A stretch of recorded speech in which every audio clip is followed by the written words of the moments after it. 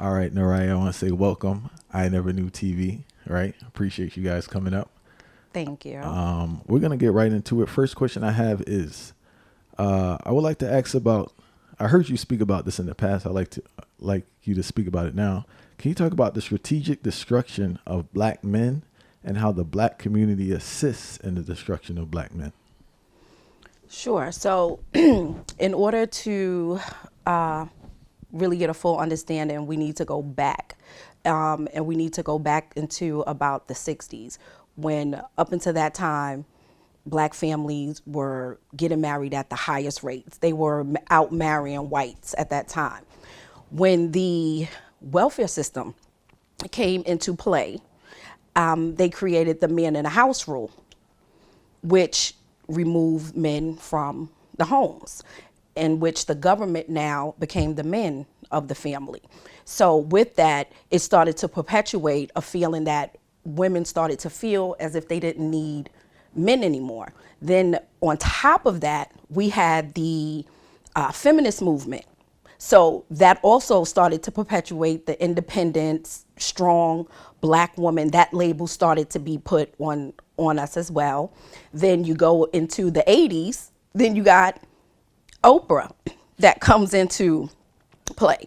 So from that, it's like, okay, women now are starting to be on television. We're starting to produce movies and books. You got Terry McMillan, How to Get Your Groove Back, and all of this stuff. And then women just started to think like, hey, I don't need a man. At which time now our men are being incarcerated at high numbers because of the crack epidemic. They're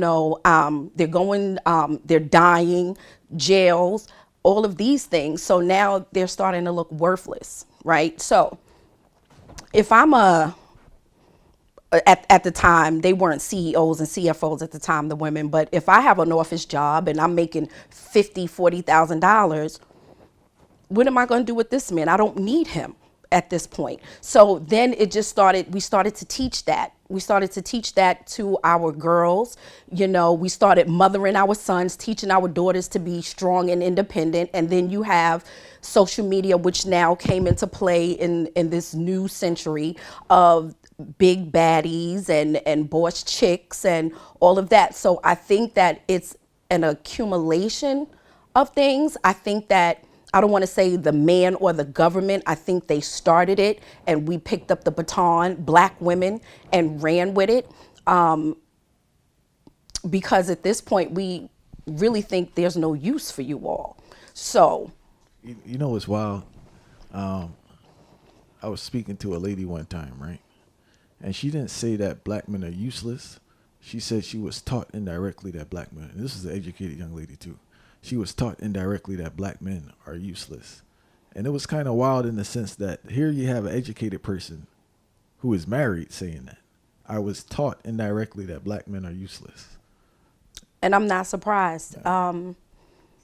I was taught that because I was raised by a single mother, right? So, and I have three sisters. So she was raising four girls, and she had to teach us to be strong. I guess she felt that she needed us to be strong, and in being strong, that meant you do not depend on a man. Men are dogs. They'll hurt you. You need to do your own thing. So subconsciously and not indirectly, directly, we were taught these things. I personally should be part of that she woman man hater club because of what I was taught, but I'm not. Look at TV. Look at how you portrayed. I had a conversation on the way here. The only portrayals that we see of you all, dead, jail, deadbeats. Where are the Bill Cosbys? Oh, just a comedian also. I notice I see a lot of shows and movies. The man is presented as someone who is unreliable, someone who's very almost a buffoonish vibe, both for black men and white men too, in their defense, right? But it's like it's a vibe where it's like you're definitely not dependable, and you're not to be taken seriously in the TV shows and movies. You know, But when you say also white men too, when they do it, it's comedy. It's not something that sticks with them. When you all do it, that becomes a part of your characteristic and who you are as an individual and as a man. And unfortunately, I'm not saying, I mean, there's good and bad apples in every bunch, but the bad apples are the ones that are being put on Front Street and that everybody is seeing. So, like, you're sitting here doing this, doing your thing, but you're categorized as a no good black man if you walk down the street and nobody knows anything about you. Even if they know something about you, still ain't shit. That's right. It's just the truth, you know? It is. How long have you been married? For 13 years. 13 years. How were you able to break that cycle? Because the excuses a lot of people have, the cop out is that, oh, I grew up in this environment and that impacted me so I can't have a sustainable relationship. So when did you learn to have a sustainable relationship? To be honest, and I don't know how she's going to feel about this, but my mom had got remarried when I was about 13. And I saw the relationship between her and my stepdad. And I said I didn't want that. I wanted something different. I felt that when you love somebody, that there's a way that you treat people. And he was not my example of what a man was or what a relationship should be. I had a grandparent, well, both of my grandparents were married until the other one passed away. I have an aunt that married into my family with my mother's brother. I watched her be a wife. You know, she was my example of a godly woman and how a wife should be. And I took a lot of that from her. But innately, I just didn't feel that all men were bad. You know, I mean, I've had bad experiences with men. Yeah, swallow the poison. But not a little bit, a little lot of bit. But it wasn't enough for me to just damn all black men to hell. Like, no, I love black men. You know, I have a black son. You know, I got a black brother-in-law that just drove 2 hours to come with me to make sure that I'm safe. So when black women are talking about there are no good black men out here, black men don't care if you're safe or not, that's not my experience.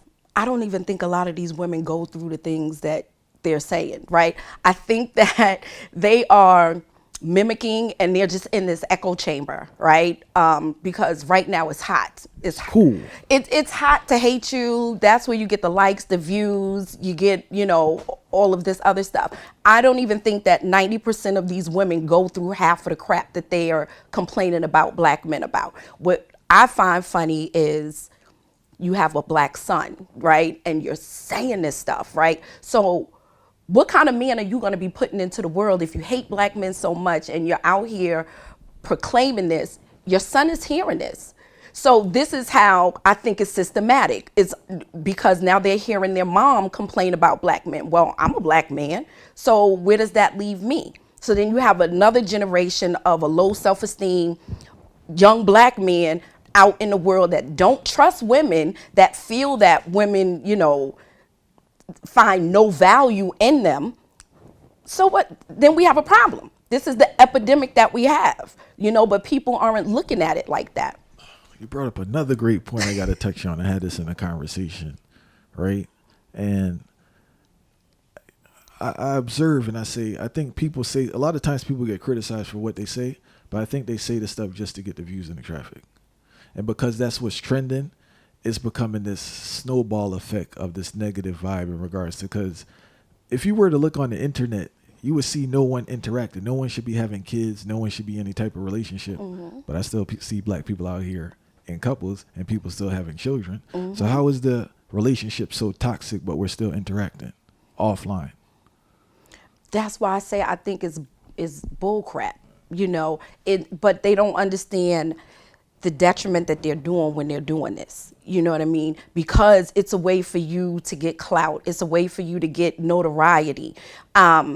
It's a wave right now. And I don't understand why, because black men are the only demographic that you can get online and say, and I've watched a couple of different of these divester women that call black men bullet bags, that we should do post-abortions, when you have black sons, that you don't bring any value to the world. People say that online? Are you kidding me? Yes. What they say they call black men bullet bags? Bullet bags. It's one YouTuber. Her name is Divested Zelot. She is the worst. She is the worst. She said one time that she finds it sexy when a white cop is beating on a black man. It's a black lady that said this? Absolutely. Absolutely. Look her up. Absolutely. But this stuff stays online and it gets thousands and thousands of views, right? So if I say something about the LGBT community, oh, I'm canceled. If you say something about black women, oh, you're canceled. The only people that we can just trash are black men, and nobody seems to care. I started a petition so that we can get these divestors labeled as a hate group because it's sickening. Again, I have a son, I have 2 grandsons, I have nephews, I have men in my life whose lives are valuable and worthy, you know. And so for people to, black women who look like we part of each other. So for me to say that your life is worth nothing, and I love when police beat on you or kill you, that's giving the green light to say, like, who cares about you? You know, they call me mammies. They call me pick-me's. They call me all kind of names because I defend and I advocate for black men. Can we talk about single women not understanding how detrimental it is trying to be their son's friend / girlfriend sometimes, not in a weird way, but I know what you're saying. yeah, instead of being their parents. I just had that conversation the other day. So this is my theory on that. Women who do that, because they haven't found that in a relationship, a certain kind of treatment in a relationship, they now make their sons their little man. No pervert way, but just being able to have them do certain things and cater to them in a way that men don't, right? I think that they are damaging them. And this is what I consider a mama's boy, right? When people say, oh, he's a mama's boy. Yeah, because his mother made him her little man. You know, you the man of the house. No, he not. He your son. He ain't the man of no house. Stop doing that. Stop giving him the responsibility of, when you say that, that comes with a responsibility, right? And you telling a 10-year, 11-year-old boy he the man of the house. No, he not. He a child that lives in your house. Strong, independent black woman. That's who he is.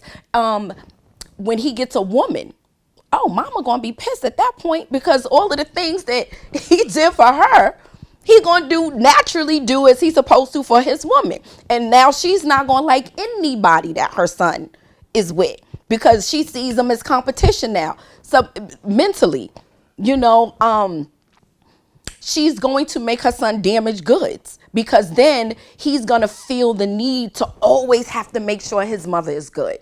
No matter what's going on, whether it's taken away from his house and spending time with his woman to run to his mother's aid because she wants to just assert that authority to see if he'll still come and she's still number one in his life. I hate when mothers do that. You know, there's a time when you are number one in your son's life, but then when he grows up and he has a family and he's in a relationship, she's supposed to be number one, that woman, not you, you know. So they don't understand that they're creating the men that they say they hate. They're creating the men that they say is mama boys, can't do nothing. Why are they not this? Why are they not that? You doing that by making him your little boyfriend. Making them, I have a girlfriend who brags, my son buys me flowers and he does this and does that. And I'm like, girl, that ain't cute. Is it like Mother's Day? Is it something like, limit that? Because now you're making him feel like this is an expectation for you to be happy. He ain't supposed to make you happy. He's supposed to just be compliant with the rules. He's supposed to just do his thing. And that's that. You know, but they don't understand that. But that's because they can't keep a man. So they're creating their right there. And then when he turned 18 and leave, then what? And I think another aspect we need to delve into deeper is that that young man doesn't have the skills he needs to survive in this world. Something crazy. When I was teaching, I'll never forget this, right? A mother came to me asking what to do with her child. And the child was bragging how he just got some sneakers, right? I think he was 16, 17 at the time, failing all his classes, very disrespectful boy. And so I said, is he working? She said, no. So I said, so why is this man getting sneakers? This man is clearly failing all his classes. What type of message are you giving to this young man? But she doesn't understand why she's having a problem. But she can't see how she's contributing to this man's behavior. And that's why I said they are pushing into the world the men that they say they hate. Because reward without works is like what? What's the reason? That's the thing. Say that again. Reward without works. That's what takes place. It's creating confusion in their mind. Exactly. So if my mother did it, then when I get with this woman, yeah, she gonna do it too. I don't have to I'll buy some flowers, I'll take out the trash, but I don't really have to give my 100%. I don't know how to give my 100%. This is my 100% because this is what I did for 18 years. And there's another thing too, man, that they're missing out on. I give thanks for my father. They don't know how to figure things out, but they don't know how to provide. But what's the term I'm looking for? It's not provide. They don't know how to get through hard times because they always get a bailout. Who, the sons? The sons, right? That's the thing, that they don't learn how to get through rough times because mommy's always bailing them out. They know in their mind their mother's going to come save them. Yeah. So they can do whatever they want and mom is going to come with that safety net. And that is detrimental to them because then they get into the world thinking that the world gives a crap about them and they don't. But again, the mom wants to be a savior. You know what I mean? This is her baby. Like, I created, you belong to me. It's a possession thing. So I'm going to do that, and they don't realize how they're harming them. My son wash dishes, all kind of stuff. Ain't nobody got to you have to learn how to take care of yourself. And that's why they say mothers raise their daughters and love their sons. So when they loving on their sons, they're just so lenient on them. They get away with murder. He don't have to take out the trash. He don't have to wash a dish. Ask mine. He'll tell you. We don't play them games. So sometimes as a parent, you want to give your kids what you didn't have, and you want to make up for the things that you felt you needed and didn't have. So now you provide it to your kids, and unknowingly, you don't know that you're harming them. I mean, I will say that, because that happens. But you have to realize that when you have to go to somebody, like the lady went to you to say, hey, like, what's going on, that there's a problem. And then you can't get mad when the person tells you the problem, though. That's the part, is that you have to understand that you're contributing to the delinquency of it all. So God forbid something happens to you, how is he going to survive? How is he going to make it? He going to get a job and go half the time because mommy ain't never really made me have to do anything or follow through with anything. That's going to be the mindset, But don't tell no black woman nothing about her child. You crazy? I know already, right? I you crazy. Cursings out when I was teaching. There's one thing I want to touch on too. You brought up in regards to providing your child with the things they never had. When we speak about it, it's always in the context of material things, but not in regards to life lessons and skills to thrive. And I think we need to change that dynamic in our culture where, yes, I'm going to provide my daughter with something she doesn't have. I didn't get, right? In regards to skills, how to thrive in this environment compared to some shoes or a device that's not helping her in the future. So, because unfortunately, as a people, we equate things, material things, with taking care of and providing. We actually were having this conversation coming here in the car, right? And we were talking about how our generation did a disservice to the generation behind us, our kids and stuff, because we didn't provide them with the knowledge of certain things. We weren't apologetic for mistakes that we made. We think that giving you things makes up for the lack of emotional intelligence, of affection, of direction, of all of those things that we should be giving our kids. But because we didn't have it either, we claim, well, we don't know how to give it, right? So if I didn't get it, how do I know how to give it to you? So, but what I do know I can do for you is I could buy you these Jordans. I can get ahead and buy you this, or I can get you a car, or I can do all of these material things to show you that I love you. And sometimes that's some people's love language, but we have to understand that it's deeper than that, that we have to help them develop that emotional intelligence, that how to be able to navigate through these waters that we call life, especially young black men. You need to know how to make it home when you get stopped. You need to know, to make sure that you got this consent for this young woman say that you done did something to her you ain't want her to do in the middle of it. Like, it's so many different things that we need to be teaching our boys and also our girls, to not put yourselves in situations for things like that to happen, or don't put people. I've seen young girls cry assault when it didn't even happen because she was mad, right? And destroying people's lives. We need to teach them that's, what do you do with that anger? That's part of the emotional intelligence. What do I do when somebody hurts me? How do I try to get them back and get them jump shot, call the police just because I'm mad and they didn't really do anything? So yeah, we need to learn that too, because a lot of us didn't get it. Our parents were busy. We was latchkey kids. We was raising each other. Can you break down the difference between the psyche of black women who have successful marriages and those who cannot maintain a healthy relationship? I would sum that up in one word, which is ego. I think that to have a successful relationship, you cannot have an ego, right? Because relationships are hard and it requires you to sometimes do things that you may not want to do, to conform to certain things you may not want to do, but it's for the betterment of your relationship and your family. Compromise is a big key to a successful relation. I'm gonna say marriage, to a successful marriage.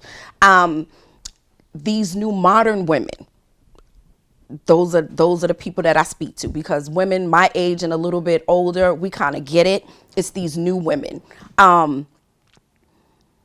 They want to be unruly. They want to do what they want to do. They want to exhibit this bad behavior, twerking everywhere, walking out half dressed, talking how they want to talk, being how they want to be, with no repercussions and nobody to answer to.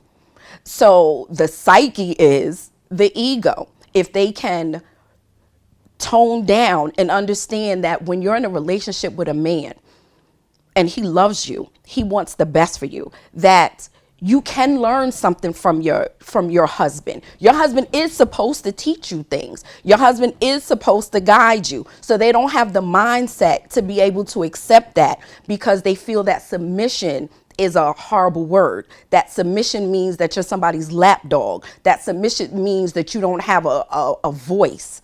And so once they can get past that, the all about me mindset, and get into the us mindset, then they're going to stay single forever. I'm glad you're on here as a female, because we have this conversation amongst men. Mm-hmm. And based on my observation, right, I'm not no marriage guru, but I have a good marriage, a very good marriage. I've been married for over a decade.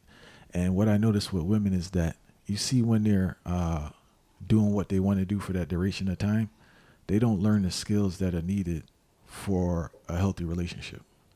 So when they get all burnt out now and they want the healthy relationship, or they want a long-term relationship, they don't have the skill set to do so. Mm-hmm. And I think that's the part they're not understanding. They feel they can do whatever for this duration of time.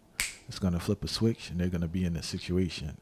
And I think that's where they're really dropping the ball, because they want the relationship down the road. Mm-hmm. But they don't have what it takes, or even looks decline. You get what I'm saying? Women age like milk.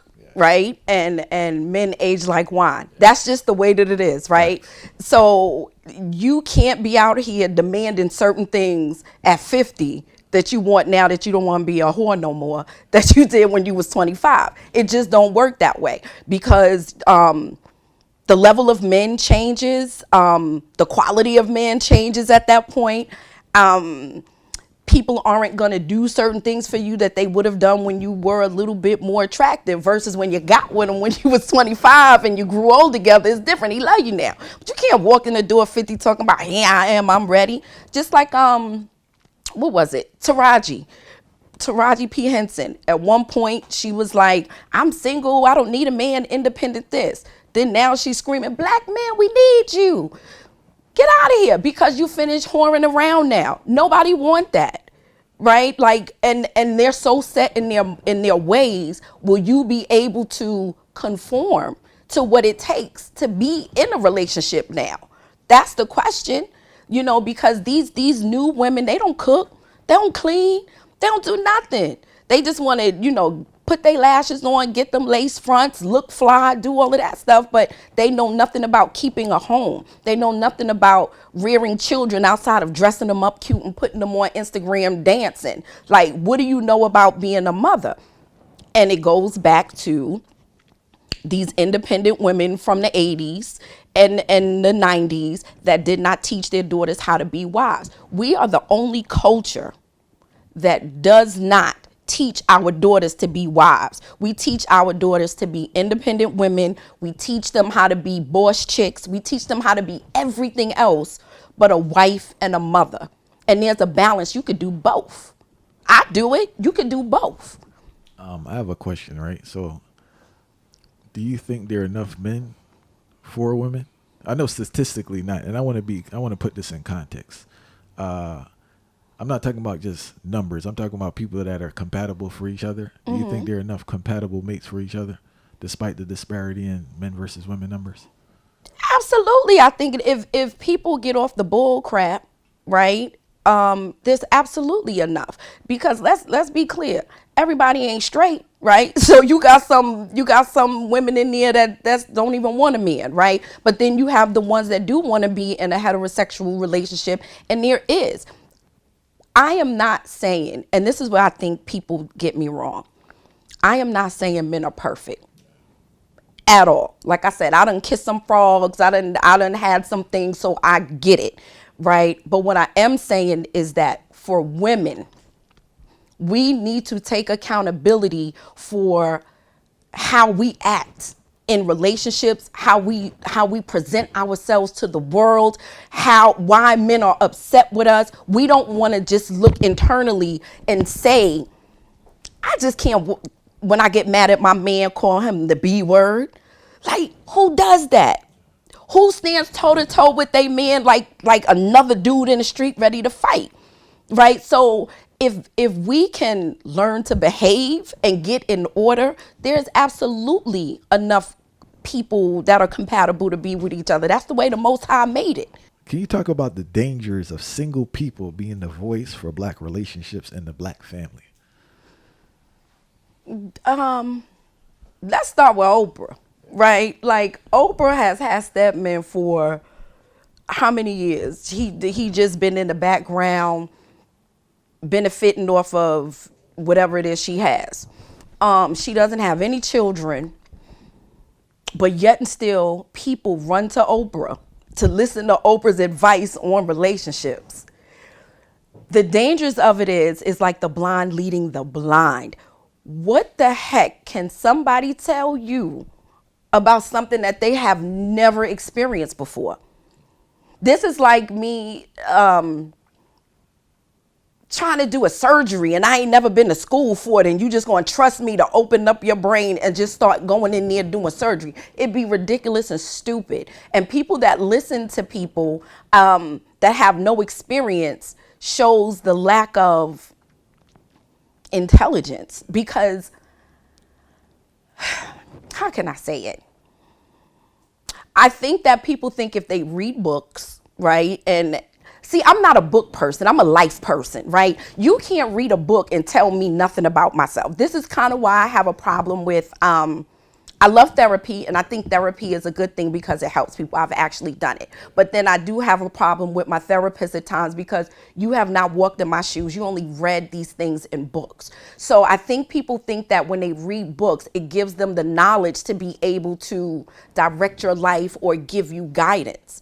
Nah, that's not how that works. You have to live and learn so that I understand that you know what I'm going through. If I'm telling you that my husband is saying XYZ to me and it makes me feel this way, how do you relate to me? With something from a book?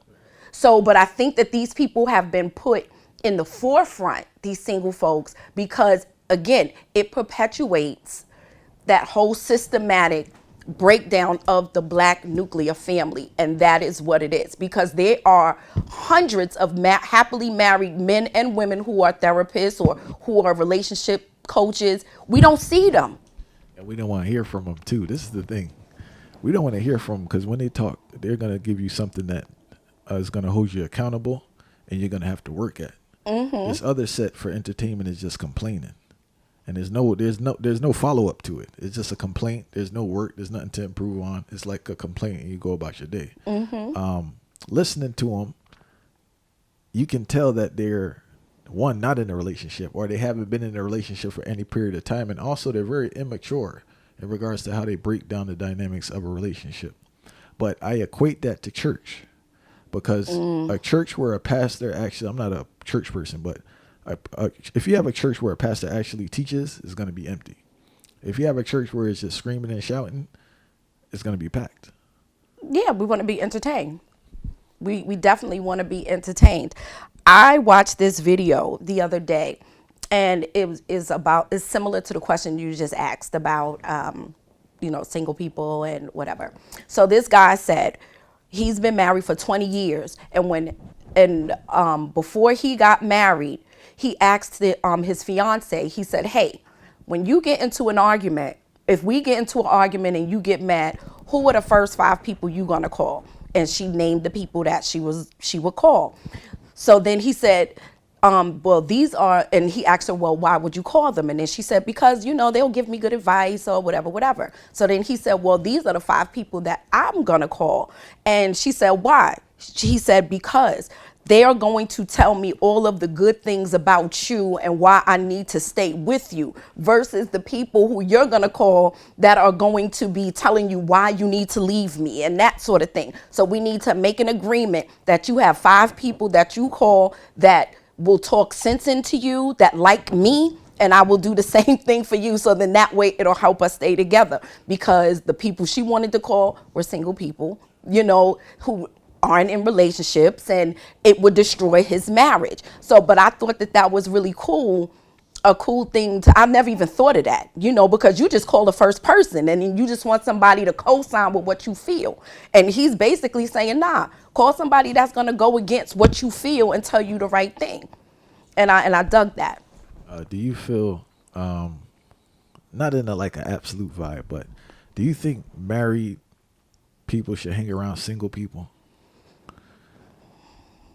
In regards to not like a segregation vibe, but I mean like a close-knit group. Should you hang around single people? I want to hear what you have to say about it.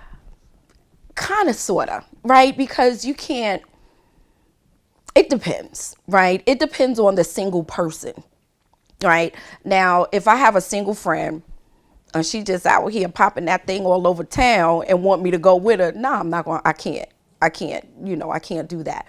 But if you have single friends who respect your marriage, respect you, and they also want the same thing, but they just haven't gotten it yet, I don't see anything wrong with hanging out with them in situations that are appropriate. Like, yeah, we can go to brunch, we can go to the movies, but we're not going to take no girls trip, because you're going to be bringing people in the room humping and doing whatever you want, and I'm married and I shouldn't be around that. So I think within reason, because yeah, I don't see anything wrong with that. Do you think majority of women are happy for their friends' marriage, or are they jealous? No, they not. That's why they try to get in your ear every chance you get. They get. Are you kidding me? They want what you have. Now, if you ask me about having a lot of girlfriends as a woman, I'd tell you no, right? I don't think it's wrong for people to hang out. That's just not my thing. I don't trust women. I don't trust single women around my man, my house, or anything. Because given the opportunity, they're looking in a window and they're seeing your happiness or what you're letting them know, and they want that. They want to test it. I do not trust women as far as I can throw them. So what's up with the sister? That's why I'm laughing, because I always hear about the sisterhood. Ain't no sisterhood. That old fake sisterhood. Yeah, go ahead. No, I know it's fake still, but I just wanted you to elaborate. Please, they could miss me with that. I do not buy into that whatsoever. This is how I'm able to keep my relationships tight and strong, because I do not allow, like, you ain't spending, girl, don't drink too much because you can't stay the night here. We're going to get you an Uber. My husband, he don't need to be down here. He said hi as he went up to the room. You don't need to be around my man. I do not do that. I do not play that game. You talking to him, what we talking about? I want to hear what happened. I'm not doing that. I don't trust women. That sisterhood is a way for them to get in and get your man. Please. Crazy. So I just want to touch on one more thing on this before we move to the next question. So I just want to be clear. You see it as a red flag if a woman has a lot of girlfriends? Yep, because those are her people. Those are the people that's in her ear. You know what I'm saying? And if you have one of your girlfriends have an unhappy relationship, but you good, she gonna poison that. That is just what women do. And it's indirect and directly. They wait for something to happen to be like, girl, I told you thought that man was all of that. I told you he wasn't all of that. Here, come out with me. Or did you talk to so-and-so? So-and-so asked about you. It's like little snakes in tall grass. Why do you think that's the case? Women I don't want to get real spiritual about it, but it's a spiritual thing. Right? This is that Eve and Jezebel spirit that's going around in these women. Eve is the reason we die today, because she wanted to know as much as God did, right? So it's her fault. That's the same spirit that's going around right now. That Jezebel spirit of wanting a man to lust you. Women want what they can't have. And if you into me and she see you into me, she want that. And that's the way that some women are designed. And is that the reason for their attraction to married men? Yes. I want to see if I can take them. I don't mind being a side chick. But what's the rationale? That's the thing I don't understand, though. And I'm glad to have you on here from a female perspective, because if a man is married, right, there's a minimal chance of any long-term stable relationship. And there's a minimal chance that this man is going to leave his family for that person. So why do they put themselves in that situation? It's the chase. It's the challenge. It's my stuff is so good. He going to leave eventually. I'm going to create this environment that makes him want to leave. I'm going to be everything that he wants me to be, that he's not getting at home, to make him leave. And the moment that you leave, she don't want you to, the challenge is over. Right? But it's a battle. It's a battle of the woman. And I want what you have. And I'm woman enough and better than you that I could take them from you. And that's the mentality. Some of them say, I don't mind she got all the problems. I get the good stuff. That's lies. They want that man. But he just ain't leaving.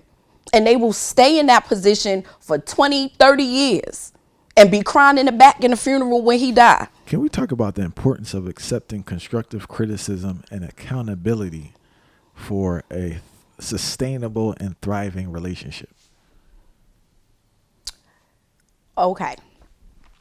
So I think that, and this is why they call me a pick-me, I think that you guys do accept it. You have no choice, because we always telling you what you do wrong, right? Women, we have to learn to do that, right? But the reason that we don't know how to accept it is because people justify our actions. I don't care what we do. I don't care how ratchet we are.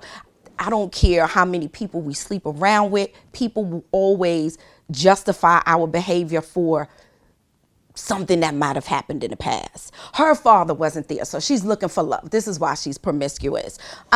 It's her right to walk out here and dress like a slut. Amber Rose started a slut walk just so that it could be justified to be a whore, right? So everything is justified for us. We can't handle it. Women can't handle the truth.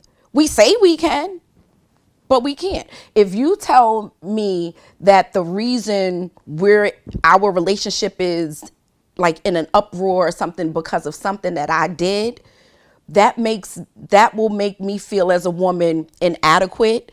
That'll make me have all of these other emotions. So I'm just gonna flip it, Jedi mind trick you, right? And it's you, because if you didn't say that, but when you said it, you was like, and I'm gonna find a reason, and then if all else fail, I'm gonna cry, right? So you can leave me alone. All right. Ain't no accountability. How did you grow to deal with constructive criticism in your own life from a man? Because I was raised by a single mother, right? So I wanted that masculine male thing to kind of guide me. Like I yearned for that. Like I wanted a man to say like, hey, as a woman, you should blah, blah, blah, blah, blah. Ladies don't curse. Or like I wanted those things. So I welcomed it. So if I did something that was wrong, the thing with me in all of my relationships, I am, whether it's my marriage or my friendships or whatever, I can tell you when I did something wrong, or I can accept it. You know what I'm saying? From my kids to anything. If I did something to you and you tell me that, let me think about it. I'll apologize for it, think about it, and then I'll come back and be like, yeah, I see what you were saying, this, that, and the third. So I just like peace and solution, right? Like I'm not all for all of that hooping and hollering and yelling and that disarray and that ghetto love where we fight today and now we going there and we had this passionate, crazy love make. Like I ain't about that. Like I just like peace, and so, and plus being a middle child, I was told a lot of stuff growing up, right? So I wasn't the oldest, I wasn't the youngest, I was right in the middle. So I kind of everything was like, you did this or you did that, or fix this better, do this. So I was kind of groomed to be able to receive information from people. But when I know that you love me and you have good intentions for me, I can receive that. My brother said something. He was a guest on the show, Dr. J. Paul Hines. He was saying that everyone doesn't necessarily need a father, but they need fathering, and they yearn for fathering. But he was saying in the context of boys, and you're saying the same thing in the context of girls. Yeah. Now, because they want that male energy, I know it can go in negative ways, but do you think some people just cut it off because they don't have it and go to the extreme side? Is that the reason where I don't need any man, or I won't interact with any man because they didn't get it and they just kind of like get turned off to it on the whole? It could be not only that they didn't get it, but it could also be that when they had a bad experience with it as well, right? I do not want to paint the picture that if fathers were there, that everybody's life would be good, right? Because there are some no good fathers, right? There's fathers that do things to their daughters, to their sons, and all kind of stuff. It's not that. It could be rejection. It could just be, I don't want to be rejected, so I just act like I don't want it, but deep down I do. Everybody needs that. It's a balance. You have to have femininity and nurturing from your mom, and then you need to have that masculine, safe, secure, directive from your dad, or like you said, a male figure that means you well. We all need that. That's where the balance comes in at. If you look at how this generation is versus kids, I was watching this old movie. It was from the 80s, and I had said to my mom, I was like, look how these kids look in this movie, and they're teenagers, and it's like a sense of innocence there, right? There's no innocence here anymore, right? And that's the importance of having that balance, because with mom, if mom got to work all the time, kids are left to their own devices, right? So you're learning from TV, music, whatever, your friends, the internet is crazy now, so there's really no balance anymore. So a lot of them feel like I just don't want it, but they really do. You need it. What advice would you give to women so they can better take in constructive criticism? Construct. I want to be clear. Constructive criticism. Healthy constructive criticism from the heart. Dealing with black women, they gonna think it's an attack, but they just have to understand that if it's coming from somebody that loves you or has some endearment for you, it's not to hurt you. It's to make you better. And people can help you be a better version of you. And that's the thing. They have to get out of their mind that people are trying to change them or control them, or you just saying that because you want me to be this kind of way. No, I do, right? For the betterment of us, not because I want to manipulate you or make you a puppet. So they just have to understand that we are not perfect, right? So people are going to have some pointers on where we could brush up. When you go to work and your boss tell you you don't do something right, you don't get mad and curse him out. Why would you come home and do that to your man? So give him that same respect and understanding. And so your man is not your enemy. And if you can't take constructive criticism from him, then why lay up with him? Why be married to him? Why have kids with him? Why do all of those things if you don't want to listen to some of the things that he suggests? I want to talk about the need for black men to get empathy to grow and heal. Oh man, we kind of touched on that earlier on. What's a safe space for you? Like, who created a safe space for you to sit down and break down and cry and say, this is too much? Where can you do that at? And I'm asking you that question. Me personally, I'm in a unique, fortunate state. I know that I really have a strong group of friends. I have like 3 friends where we can really speak about anything. Mm-hmm. So I'm fortunate, and my wife. So I'm very fortunate to have that.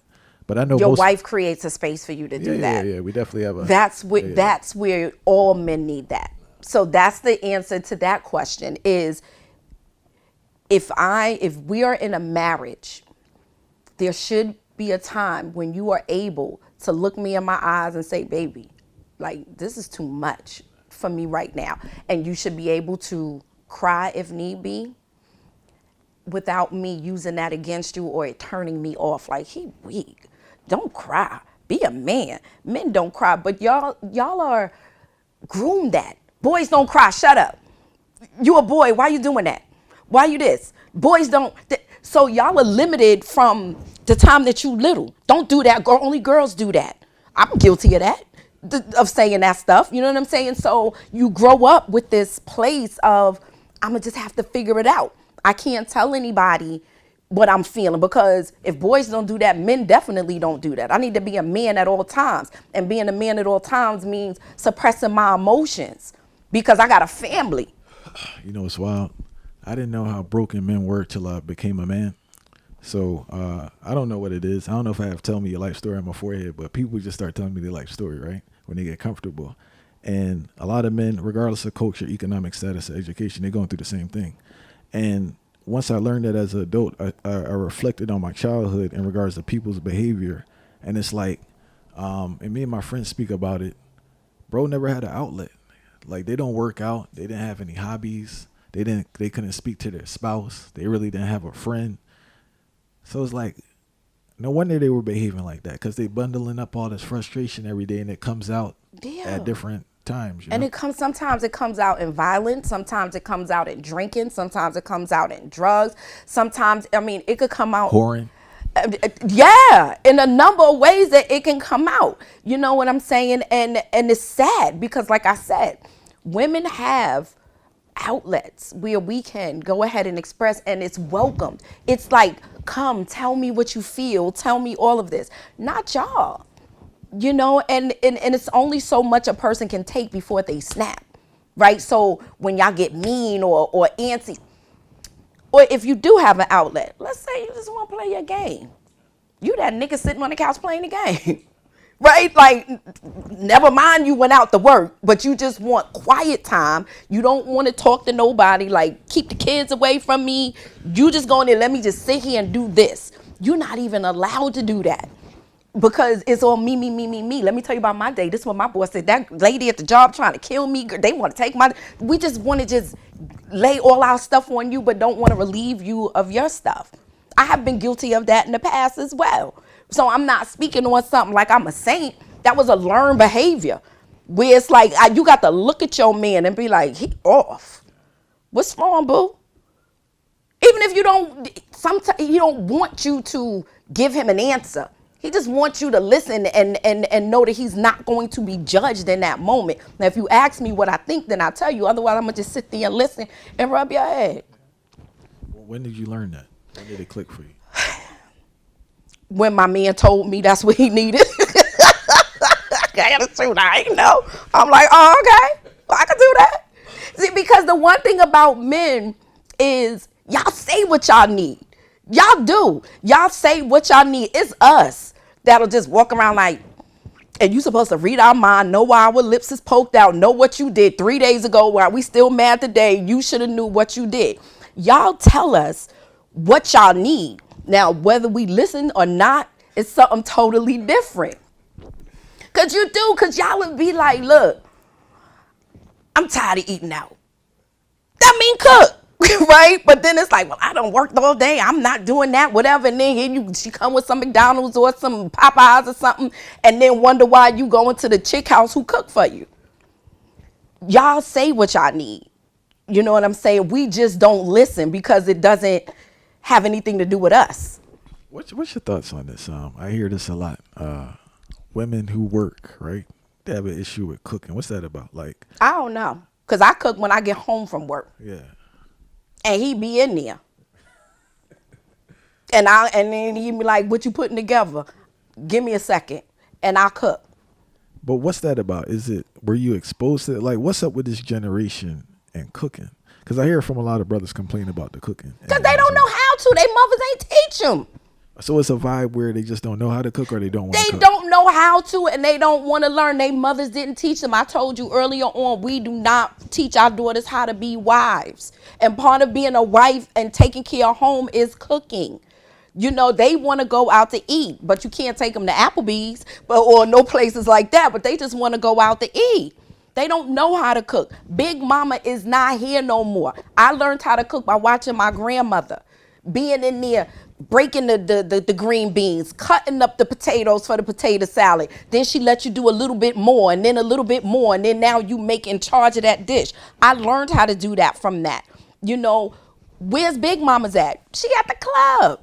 I'm a grandmother, right? So the Big Mamas are different now, right? So they not in them house dresses no more doing that. It's like, we want to be our kids' friends. We want to be cool. We living vicariously through our daughters because they have access to things that we didn't have access to. So now I want to manipulate her and make her a mini me to do all of these things. You know what I'm saying? And cooking ain't one of them because you want to snatch you up a man because you want the internet now. And go ahead and take a picture in that bikini so that NFL or NBA player can get in your DM. You want to set us up for life. Like it's a mentality. It's a whole mentality to this thing, you know, and I created traditional values for my family. And when I say my family, my household and my children, I created that for them, you know, because God is not in a lot of this stuff either. Let's not like go over that point. We're in the situation that we're in because God is not nowhere near in none of this. You know, so, but I'm not going to go there, but I'm going to just leave it right here.